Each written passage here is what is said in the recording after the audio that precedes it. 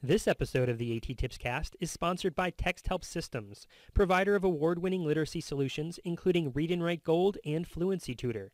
For more information, go to www.texthelp.com. That's www.texthelp.com.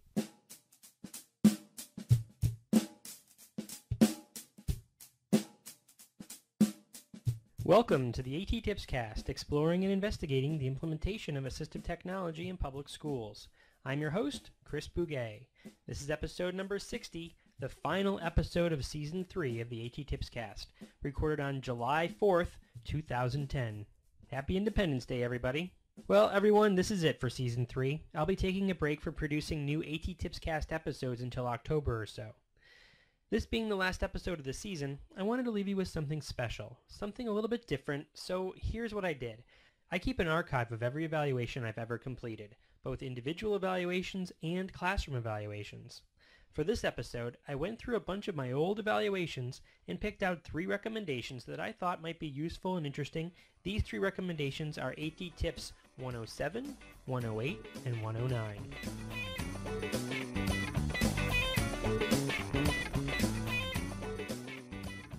Random recommendation number 1.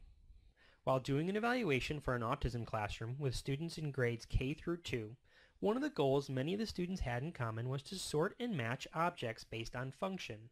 Basically, a number of the students shared a common goal of categorization. Therefore, the following was a recommendation in the final report. Consider the use of painting and drawing features of software to create interactive sorting and matching activities. Students can click and drag on pictures to sort, categorize, and match objects. Sorting/matching activities are some of the easiest activities to make. In MS Word 2007, a teacher could change the page orientation by going to the Page Layout tab, choosing Orientation, and choosing Landscape. Then, a teacher could draw a straight line down the center of the page by going to the Insert tab, selecting Shapes, and inserting a line to divide the page into sections. A teacher could make as many divisions as necessary to have different categories.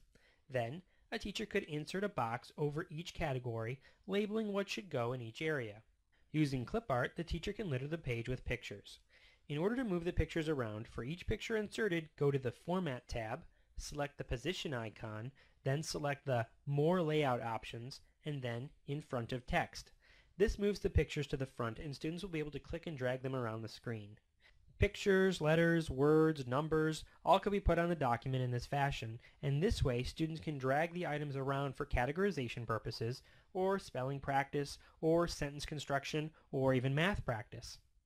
Lucky for this classroom, they had access to an interactive whiteboard as well, making this recommendation even more effective. Students could come up and use the interactive whiteboard to do these activities. I described how to use MS Word, but a teacher could do this in PowerPoint or other programs as well. You could do Venn diagrams with circles. Really, the options are unlimited. So let's call drag and drop in MS Office as A.T.TIP 107. Random recommendation number 2.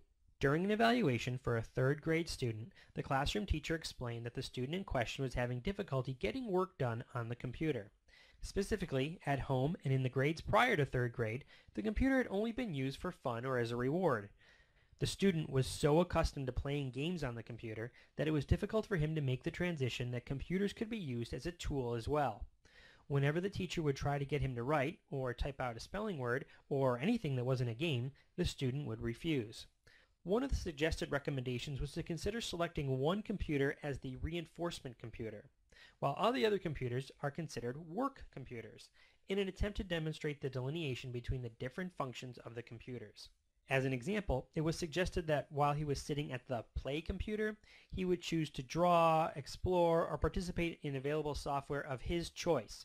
But while sitting at the work computer, the expectation would be for work to be completed, as outlined by something on a checklist. Of course, there were other recommendations as well, including a behavior or motivational plan, but simply identifying the purpose of the tool helped this student recognize that the computer could be used for more than just one purpose.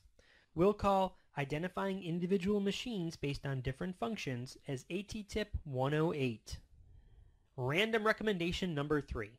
There was a high school student who had trouble with losing things. This student lost everything: assignments, notes, gadgets, cards, lists, Basically, any intervention we put in place that we could think of as a way for the student to keep track of things, well, he'd lose it. In fact, there was only one consistent thing the student didn't lose: his cell phone.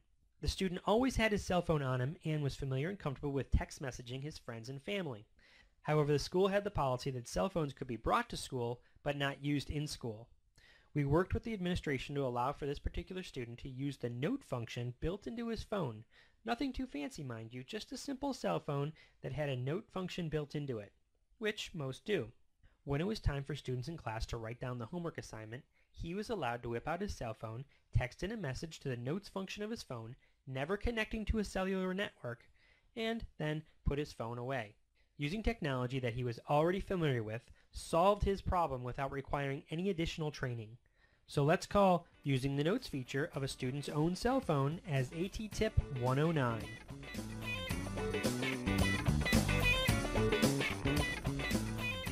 And there you go.